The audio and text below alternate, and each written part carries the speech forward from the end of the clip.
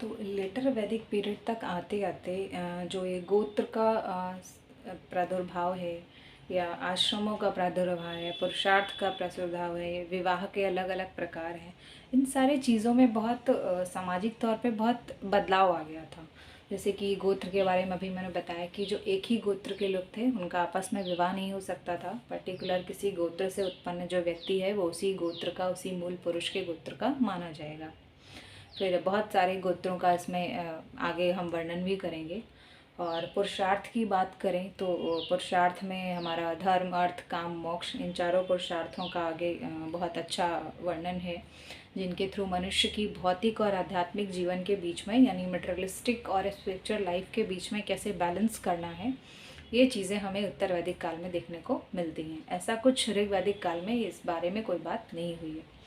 फिर विवाह का जो सिस्टम है, विवाह का जो तरीका है, 8 तरह के विवाह का वर्णन है कि जो 8 तरह के विवाह हैं जिसमें प्रथम 4 को बहुत उत्तम माना गया है और जो लास्ट के 4 हैं उनको बहुत निम्न तरह का विवाह माना गया है।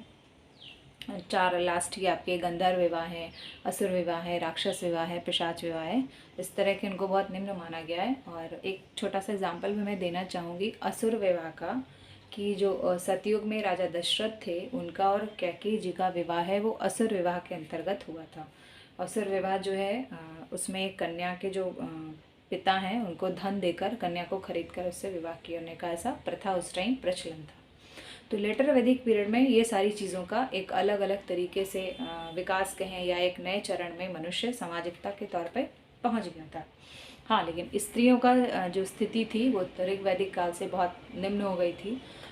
इवन ऐत्रेय ब्राह्मण में यहाँ तक कहा गया है कि जो पुत्री है वो सभी दुखों का कारण है और पुत्र सारे सुखों का स्रोत है वो, या सुखों का रक्षक है।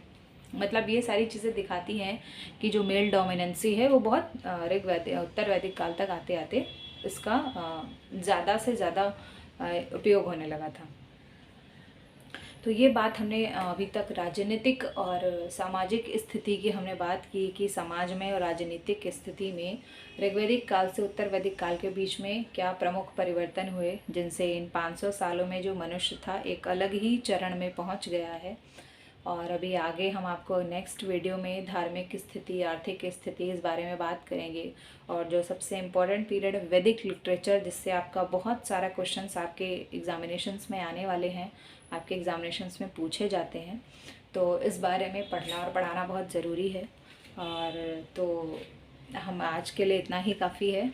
और जो हमारा अगला वीडियो होगा वो धार्मिक स्थिति और आर्थिक स्थिति पर होगा कि उत्तर वैदिक काल तक आते आते धार्मिक और आर्थिक स्थिति में क्या क्या बदलाव आया है।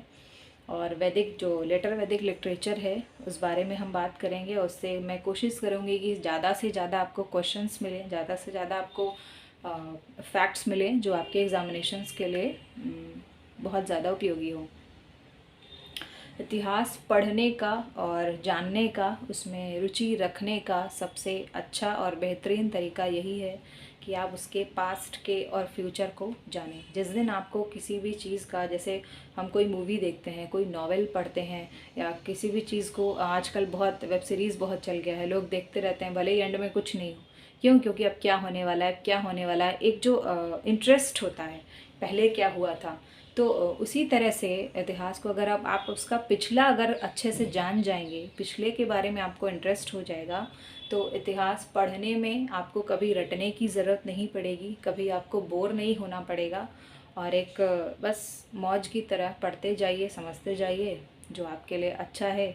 और नॉट फॉर बोरिंग, बहुत ज़्यादा आपको लोड लेने की ज़रूरत नहीं कि अरे नहीं इतिहास है, वैदिक पीरियड पढ़ रहे हैं, बहुत बड़ा है, कैसे याद रखेंगे। कूल रहिए और पढ़ते रहिए, आगे बढ़ते रहिए। All the best wishes to all of you and thank you for watching me.